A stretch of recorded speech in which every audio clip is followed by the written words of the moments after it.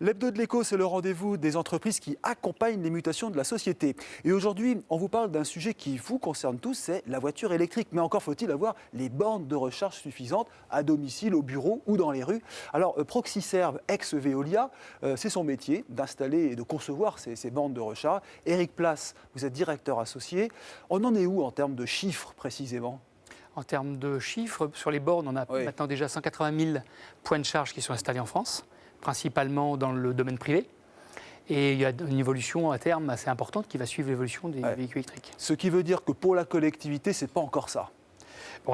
Le besoin aujourd'hui est de plus de charger chez soi. 80% des points de charge sont au domicile ou sur le lieu de travail. C'est justement le point faible, ça, pour le développement de la voiture électrique ? Ça rassurerait d'avoir plus de points de vente sur les lieux publics. Et ça vous ennuie de justement voir ce marché un peu atone qui a du mal à évoluer ? On y croit, donc on y croit. Donc on n'a pas de. C'est une question de timing et de délai. Parce qu'on va voir un chiffre ou plusieurs chiffres, les prévisions sont quand même prometteuses. C'est très ambitieux, hein, on voit les chiffres. On est au début du marché. On est au tout début. Donc on prévoit combien 1 100 000 véhicules électriques en 2023 et 1,5 million presque de points de recharge. Donc ça veut dire presque un par voiture. Oui, on compte en virgule 2, c'est-à-dire qu'on dit un chez soi ou au travail, et le virgule 2, c'est la voie publique. Et qui va payer tout ça ? Jusqu'à maintenant, c'est les constructeurs qui quand même aident beaucoup avec la vente de véhicules. L'État quand même qui propose avec des bonus sur les voitures et des crédits d'impôt de 30%. On en parlera tout à l'heure, 30%. Qui permettent quand même d'aider de pousser l'écosystème. Oui, mais où en est ce grand Big Bang, si je puis dire, de la recharge, de la borne, promis à l'époque par Ségolène Royal ? Il arrive quand ? Il est en train. Il a pris un peu de retard. Il est en train. Il y a des consortiums qui sont en train d'équiper, qui se sont développés. Il y a eu des gros effets d'annonce de certains constructeurs d'équiper ce qu'on appelle les corridors, c'est-à-dire les voies rapides, les autoroutes. Et ça commence. Alors Proxiserve, ex-Veolia, je le disais, vous êtes directeur associé. Vous travaillez sur la R&D aussi pour justement imaginer le point de recharge de demain. Il sera comment ? Le point de recharge de demain, pour nous, il sera connecté pour l'utilisateur. Il sera intelligent pour le réseau électrique, pour qu'on puisse s'adapter au réseau électrique existant et aux besoins du client. Alors si on parle maintenant de la maison, vous disiez l'énergie positive, cette maison, elle renverra du courant, c'est ça, vers les points de recharge et inversement. Ça, vous travaillez aussi sur ces systèmes. Oui. Alors en anglais, on dit le smart grid et le V2Grid.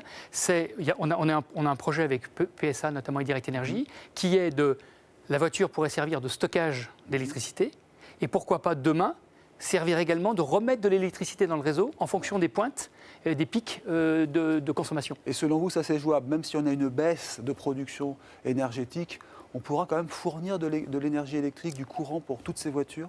C'est là qu'est toute l'intelligence. C'est qu'en fait, on ne va pas manquer d'électricité, mais il faut la gérer dans la journée en fonction des pics et des creux. Vous croyez plus à l'énergie gérée à la maison ou pour les véhicules électriques ? Quel est l'enjeu pour demain ? Ça sera un écosystème global demain. Tout sera relié en fait. La voiture, la maison, une batterie de stockage, des panneaux solaires, et tout ça, ça sera relié. Tout ça aussi. L'éolien, et tout ça sera intelligemment géré. La maison autonome, on en parle, avec sa capacité à gérer une vie entière en énergie, c'est possible ça ? On en parle de plus en plus. Techniquement, c'est complètement possible. On en est au démarrage. Vous préparez les compteurs de demain ? Alors, les systèmes de gestion. Les systèmes de gestion de demain, on est dedans, oui, tout à fait. Notamment autour du chauffage.